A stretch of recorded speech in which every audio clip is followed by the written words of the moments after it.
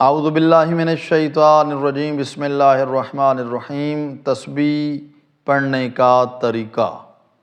تسبیح جناب سیدہ کونین کا بہت زیادہ ثواب روایات میں بیان ہوا۔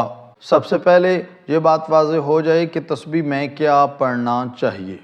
تو تسبیح جناب سیدہ کونین میں 34 مرتبہ اللہ اکبر، 33 مرتبہ الحمدللہ اور 33 مرتبہ سبحان اللہ پڑھنا چاہیے۔ میں پھر ایک دفعہ بیان کر دیتا ہوں۔ 34 مرتبہ اللہ اکبر، 33 دفعہ الحمدللہ اور 33 دفعہ سبحان اللہ کا ورد کرنا چاہیے تسبیح جناب سیدہ کونین میں۔ اور عام طور پر یہ سوال پوچھا جاتا ہے کہ آیا تسبیح کی نیت کرنا ضروری ہے یا نہیں؟ تو تسبیح کی نیت کرنا ضروری نہیں ہے۔ اگر آپ کر لیں پھر بھی مسئلہ نہیں ہے، لیکن یہ کہنا کہ میں پڑھتا ہوں تسبیح جناب سیدہ کونین قربتاً الی اللہ، اللہ اکبر، اس طرح کرنا یہ ضروری نہیں ہے۔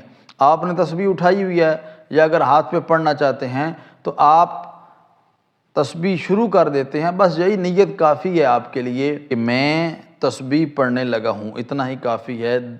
خود زبان سے اس کو ادا کرنا ضروری نہیں ہے۔ ایک بات یہ۔ اس کے بعد یہ کہ تسبیح جناب سیدہ کونین کب پڑھنی چاہیے۔ ویسے آپ جس وقت بھی چاہیں آپ جناب سیدہ کونین کی تسبیح پڑھیں، ثواب کا کام ہے۔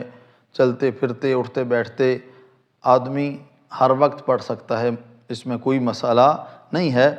لیکن جب فرض نماز کے بعد تسبیح پڑھی جائے تو اس کے کچھ قواعد ہیں، ان کا لحاظ رکھنا ضروری ہے۔ مثلا جب فرض نماز مکمل ہو تو بہتر یہی ہے کہ نماز مکمل ہونے کے فوراً بعد جناب سیدہ کونین کی تسبیح پڑھی جائے، یہاں تک کہ آپ اس حالت کو بھی تبدیل نہ کریں جو آپ کی بیٹھنے کی حالت ہے۔ نماز میں تشہد میں جس طرح آپ بیٹھے ہوئے ہیں اسی حالت میں آپ جناب سیدہ کونین کی تسبیح پڑھیں۔ بہت زیادہ ثواب روایات میں بیان ہوا اس چیز کا کہ بغیر حالت تبدیل کیے ہوئے نماز کے بعد آدمی فوراً جناب سیدہ کونین کی تسبیح پڑھے۔ لیکن یہ کہ اگر ایک بندہ بیماری کی وجہ سے یا کسی اور وجہ سے تشہد کی حالت میں نہیں بیٹھ سکتا زیادہ دیر تک، بڑی مشکل سے اس نے تشہد مکمل کی، جو ہی نماز مکمل کی وہ اپنی اگر حالت تبدیل کر دیتا ہے تو پھر بھی مسئلہ نہیں ہے، چونکہ اگر وہ مریض ہے اور مشکل سے بیٹھا ہوا ہے تو اگر اپنی وہ حالت تبدیل کر دیتا ہے تو پھر بھی تسبیح پڑھنے کا ثواب اس کو ملے گا۔ لیکن اگر ایک بندہ تندرست ہے، کوشش کرنی چاہیے اس کو کہ سیدہ کونین کی تسبیح فرض نماز کے بعد بغیر کسی فاصلے کے پڑھے، یہاں تک کہ وہ اپنی حالت بھی تبدیل نہ کرے۔ اب سوال یہ ہے کہ تسبیح جناب سیدہ کونین پڑھنا کب گناہ ہے اس کا؟ تو عزیزان گرامی کئی دفعہ پہلے بیان کر چکے ہیں کہ جو کام بھی لوگوں کو دکھانے کے لیے کیا جائے وہ درست نہیں ہے، بجائے اس کے کہ اس کا ثواب ہو انسان کو اس کا گناہ ہوتا ہے، چونکہ اس میں ریاکاری ہوگی۔ جب ریاکاری ہوگی تو وہ کام خدا کے لیے نہیں بلکہ لوگوں کے لیے کیا جا رہا ہے۔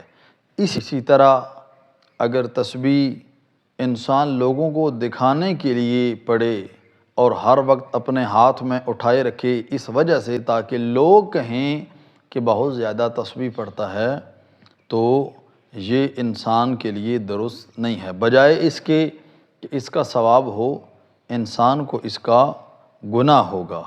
اس لیے انسان کو چاہیے کہ جو کام بھی کرے تسبیح پڑھے یا جو کام بھی کرے وہ قربتاً الی اللہ، فقط اور فقط خدا بند کریم کی خوشنودی حاصل کرنے کے لیے ہو۔ اور دوسرا یہ کہ آیا ڈیجیٹل تسبیح پڑھنا درست ہے یا نہیں؟ تو اس میں بھی یہی چیز ہے۔ عام طور پر لوگ دوسروں کو بتانے کے لیے کہ میں بہت زیادہ تسبیح پڑھتا ہوں، اللہ تعالیٰ کا ورد کرتا ہوں، ہر وقت ڈیجیٹل تسبیح ان کی انگلی کے ساتھ لگی ہوئی ہوتی ہے۔ اگر خداوند کریم کو خوش کرنے کے لیے ہے اور قربتاً اللہ آدمی تسبیح پڑھ رہا ہے تو چاہے وہ تسبیح ڈیجیٹل ہو، چاہے وہ تسبیح دانوں والی ہو، انسان کو ثواب ملے گا۔ لیکن اگر خداوند کریم کے لیے نہیں ہے پھر انسان اس سے گناہگار ہوگا۔ والسلام علیکم ورحمۃ اللہ وبرکاتہ۔